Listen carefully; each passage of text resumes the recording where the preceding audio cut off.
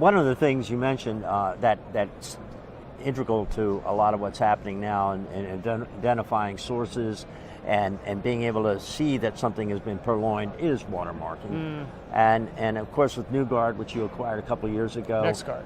I'm sorry, NextGuard.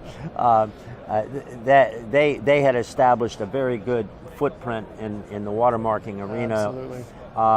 Since then, you've taken them and made them part of your entire protection solution set. How has that evolved in terms of making watermarking a useful tool as opposed to this isolated thing that people have to struggle with?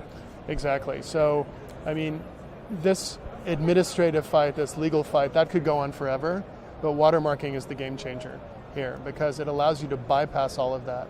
When you secure the content, whether it's via a conditional access system or a DRM or multi-DRM system, and get it out there and then mark it right away as you do that, whether it be on the server side for on-demand content or whether it's on the set-top box side if you're talking about broadcast content, then you have a trace back to the individual who actually leaked that content in the first place, and you're able to then detect that the same way we would detect other content, but then you've got a closed loop all the way back to the control system because you know who's leaking that content.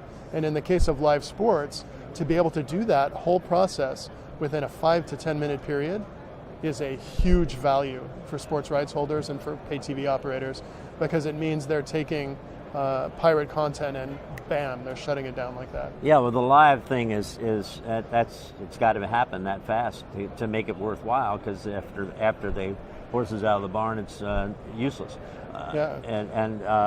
So you're seeing that come together now in mass uses for identifying sources of purloined live sports to the point that you're able to cut into that stream?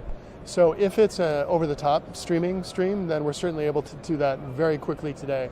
Downstairs, we're demonstrating right now a secure player that has that watermarking built in.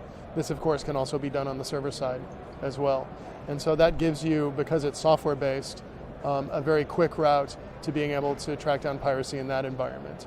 Broadcast is a little bit more challenging because you've got devices in customers' homes that are receiving this broadcast content that's not unique, it's universal.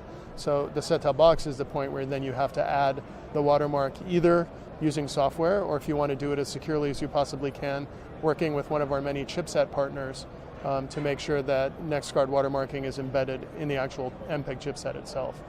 Then this takes a little bit longer to filter into the market and we need to look for important inflection points, like for instance the introduction of 4K set-top boxes into the market to really leverage that opportunity to get these new technologies embedded and out there so that we can start using them to fight piracy. But given where things are at with chipsets, doing that doesn't add a lot of cost at this point. No, absolutely not. And considering the really aggressive and effective partnership program that NextGuard has had over the course of the last several years, they're present in almost every chipset that a customer would want to have.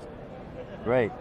Well, it sounds like we'll have a new chapter to tell about how piracy is going in another year or two. A lot of success stories, but the battle is ongoing. Yeah.